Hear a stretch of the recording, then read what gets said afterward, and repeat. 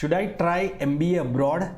This is the question that many students ask, especially when they do not get sufficient percentile in CAT or other MBA entrance exams here in India, right? So in this video, I'm going to tell you, many things about this MBA in India versus MBA abroad, and I'll also help you make this decision whether you should go ahead and pursue the MBA abroad, what options do you have over there, and so on and so forth. So please watch this video till the end. Do not forget to like it. So let's go ahead.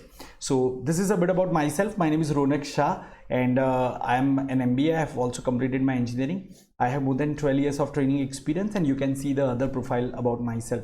I have been training students for CAT and other MBA entrance exam for last 12 years, and I teach quantitative ability data interpretation subjects. Apart from that, I also help students to decide about colleges to apply and also prepare them for interview, right? So please make sure that all of you have subscribed to this channel, Unacademy CAT, and also be part of my Telegram group so your queries can be addressed and you can have continued learning. The group link has been provided in the description, so please join it. So let's begin and let's quickly understand. But before that, guys, you can also go for our Iconic subscription, and with the subscription you can have better preparation, especially if you are targeting CAT in the coming year and the other MBA entrance exams here in India. Definitely you can go for our subscription and have more much better preparation. Okay, so guys, this is the question, why do you pursue MBA? So I'm sure all of you will have some reason. Most of the time it's always a good career opportunity, better salary and all, but let's understand the reason behind pursuing MBA in a broader way. So when you think of going for MBA, you do it because you want to gain knowledge of various business functions, right? Various specializations of management like marketing, finance, HR, and so on and so forth. Of course, this also help you in starting your own business or expanding your own existing business and so on and so forth. So this is one of the reason why you go for MBA. The other reason is better career opportunities. That, for example, if you are a graduate, the on an average salary that you get after your graduation is about 3.5 lakh. But if you pursue MBA from a top-notch B school, definitely your salary will be more than 10 lakhs per annum. So this is another reason. And the third one is networking. When you do MBA from a good college, you get connected with the other about 200 plus future managers, and that helps you at different stages of your career. So these are some of the reasons why you go for MBA. Now suppose you do not get you didn't get sufficient percentile and you are not getting a good college over here in India. Well, in that case, it makes sense that you evaluate options outside, but otherwise it will be very difficult for you to get a good college abroad. For example, like we have IIM Ahmedabad and FMS and other top B schools here in India. If you can't make it to this B schools, do you think you stand a chance to get into Harvard and Stanford and all with your profile? I don't think so, right? Because in India, in the Indian B schools, most of the seats are reserved for Indian candidates, while abroad there is nothing like reservation. Across the world, from 200 countries approximately, the students apply to this premier B school, so you are competing against all these odds, right? So it becomes very difficult to get into top B school over there. Many a time students end up getting some college in New York or Australia or UK and all, and they are happy that I'm pursuing my MBA from there. But look at the rating of that college. I've seen most of the time it's not that great, right? So you need to be really cautious before you choose your B school.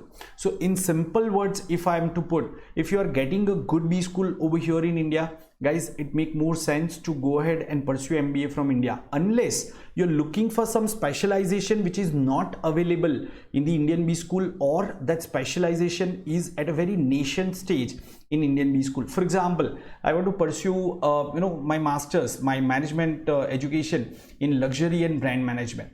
Now in India, luxury and brand management, this particular specialization is still at the nascent stage. It is getting developed. It's not that popular, but if you look at country like Switzerland, they are quite popular for luxury products and also definitely in that case you can evaluate some colleges over there and you can pursue MBA from there. But otherwise, if I just generalize this thing, challenges related to pursuing MBA abroad. So first, as I mentioned, it's difficult to get into top B school. Second, there is high investment, high risk, because initially, especially if you go to country like US or Australia or UK, you will have to shell out about 30-40 lakhs at least. And if you do not get job over there and if you come back to India, with that kind of heavy burden, in Indian rupees, it will be very difficult to recover your investment unless you are from a very financially sound background. So that's the challenge that you face. Remember, there is nothing like campus placements in the colleges abroad. Like in India, whether you are in engineering college or a BBA college or in MBA, the companies come for the recruitment to the campuses and they recruit the candidate. In most of the colleges abroad or the universities abroad, the candidates find the job through networking. So that is also not a very sure kind of thing. So yeah, there is no campus placement, I can say. And the visa rules keep changing, right? So for example, you went to a particular country and suddenly they have made the visa rules very strict. Probably you may have to come back to India. After your education is over, you may not get work opportunity over there. So again, you are taking lots of chances, because after pursuing MBA abroad, if you start earning in Indian rupees, that would be of no use. You will have to actually earn over there for a few years. Only then you can easily recover your return on your investment. So these are some of the challenges that you need to cautiously evaluate. But suppose you didn't get good college, you are not getting any good college over here. Now instead of taking a mediocre B school over here in India and spending about say 12-13 lakhs for a mediocre B school, I can tell you many names. These B schools are very average, but they are charging 15 lakhs for 2 years MBA program. So you can add few more lakhs to that. Maybe you can take a loan and you can go to country like Canada or Ireland and all, and these are slightly cheaper destinations. It's very easy for you to get visa, and the cost of education is also not very high. Again, we are not talking about top colleges over there or top universities. We are just talking about normal colleges, because anyway in India you are going to get normal college, right? But at least abroad you will get better exposure.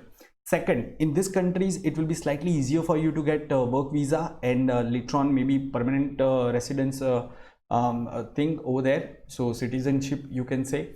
So yeah, you can definitely check for these countries. But otherwise, if I talk about Australia or UK and all, definitely it will be difficult for you to stay back and get the work over there. Slightly difficult, especially after doing from mediocre college. So you need to cautiously make your decision before you come to any conclusion. So I'm sure this piece of information will be useful to you. You can definitely approach the consultants who can guide you better for this one. There are many educational consultants who give you specific information based on your area of interest, and you can get more inputs about that. In the meantime, if you are targeting colleges, MBA colleges over here in India, definitely you can keep learning with us. We are conducting daily live sessions on our Unacademy CAT YouTube channel as well as on Unacademy Learning app. So if you're new to this platform, do not forget to first of all subscribe to this channel. Make sure that you have pressed the like button, and also download Unacademy Learning app from Play Store or App Store, and then unlock it using my code SHAH10. Okay, so you can also attend my free sessions which I conduct on Unacademy Learning app. Please do not forget to be part of my Telegram group. The group link has been already provided in the description. So over there you will get more such support and more information. So keep learning with us, and these are some of the R plus plans. If you like my sessions and if you want to accelerate your preparation, definitely you can go for plus subscription or iconic subscription of Unacademy, and here are the various plans. So the best plan is definitely go for 24 months